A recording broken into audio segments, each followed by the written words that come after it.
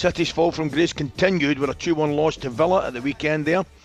It's now remarkably 9 defeats in 12 games in all competitions as they head into Christmas in 6th position. 1 victory and 2 draws. It's unbelievable, 12 games. It's a very good morning to the man hanging on by his fingernails to the title of Aston Villa's record Premier League goal scorer. It is our very own Gabby Agbonlahor. Gabby, good morning. Morning, Gab.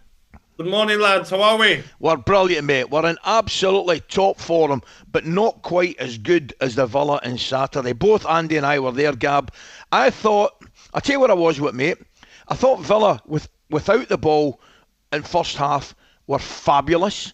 And I thought when they had the ball in the second half, they were equally as good. I thought it was just a brilliant performance. Do you know what they did well for me? When they won the ball back, they broke so quickly. Yeah. Tielemans got on the ball. Rodgers and Duran were making runs. McGinn was flying forward. The fullbacks were making runs. It was like, we're going to frustrate you, Man City, but then we're not going to just throw one or two forward. Yeah. We're going to go for it. We're really going to hurt you because we know you're struggling defensively. And can I just say, Andy, Ali, the Rodgers goal. Yes. First of all, superb. Players don't even want to receive the ball where he received it. He was in the third of his where all the defenders were. He was in that part of the pitch, so far back, received the ball, turn, and just it's like he's playing with his mates. Like, I'm going to have the ball, I'm going to run out past everyone. Yeah, brilliant. Gab, I said to Ali earlier on in the show, I said, I still think it's the most exciting thing when I see someone like Morgan Rodgers pick that ball up and he evades that first challenge and then he pushes it and he's gone and he's leaving everyone trailing in his wake. Nothing excites you more in the ground when you see a strong player, a great player like him taking people on. It's brilliant. But I would never have went into that area, Andy. That was no man's land for me, past the halfway line. In an area where if you lose it, I was watching it and the replays, if he lost it, they could have passed it straight to Haaland, he would have scored. So to take that risk in a big like that shows this kid, do you know what I mean? That he can go to the top. If he keeps finding that end product, Gab, Tuchel's gonna be looking at this boy thinking, I've got to find a spot for him, I've got to play him.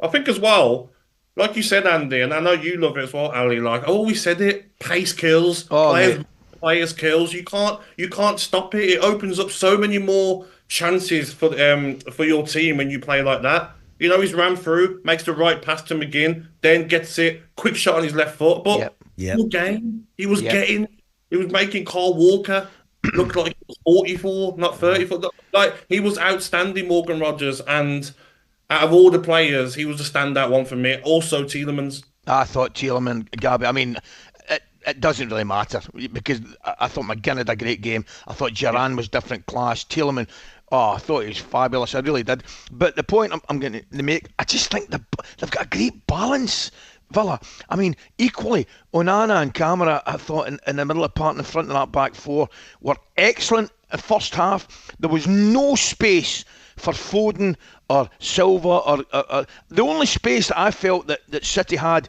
and they did it on one or two occasions, was Jack out the left-hand side. First 20 minutes. Who incidentally, by the way, I thought Jack was maybe one of the better City players to tell the gospel truth, Andy. I agree with that. But where I'm going to go next with my next question to Gabby is, I thought John Duran had a terrific game, right? And there'll be the obvious clamour, Duran should start, Watkins should start. Could he start the two of them? I don't think he will start the two of them, mate, because I think he likes that shape, and I get it. But what a nice problem to have, mate, eh? Yeah, but Ali, like, you want to have more than one top striker. Of course. Players get injured, players get suspended, they're playing that many competitions. I remember the Spurs team, when Spurs were interested in me, they had Pavlyuchenko, Crouch, Ben, Defoe. Do you know what I mean, Ali? That's like 3 or 4 top strikers that you could play either one of them. So Watkins is out at the moment, but let's not forget what Watkins has done for this club. Correct. You know what I mean? He will come good again. He will come back into the slide and maybe score off the bench when Duran's a bit quiet and then get his place back. That's what you want, don't you, Andy? Competition. Yeah.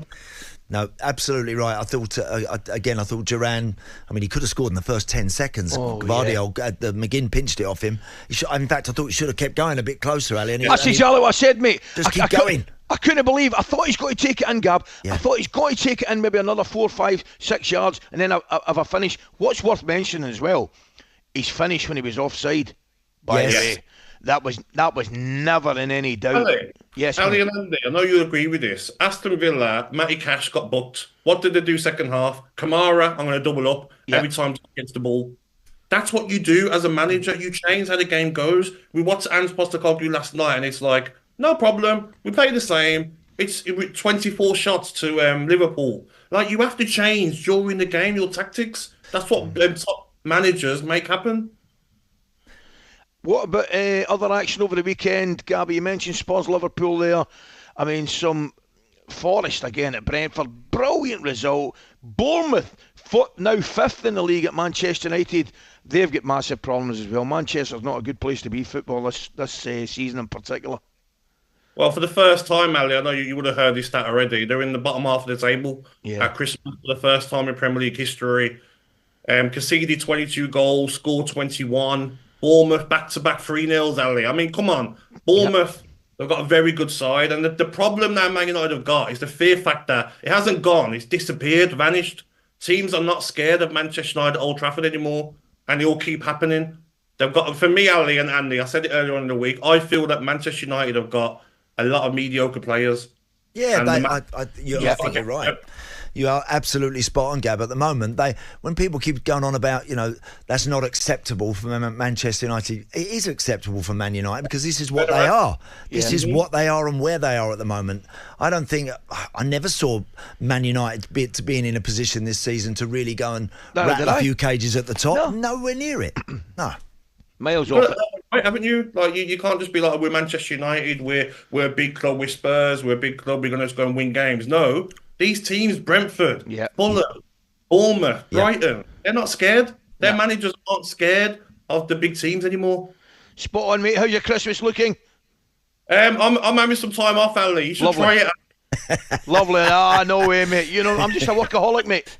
I'm at the coal face non-stop. I'm delighted. I'm kidding on. I'm off. I'm finishing today, and I've got a wee bit of time off myself, mate, so I can't wait. So a lot of football on, so we can enjoy the football, some time off. Absolutely, pal. Great to speak to you. Enjoy Christmas when it comes. Merry Christmas, mate. talkSPORT Breakfast, waking you up Monday to Friday morning from 6 a.m. on AM, on DAB, via the talkSPORT app and on your smart speaker. talkSPORT.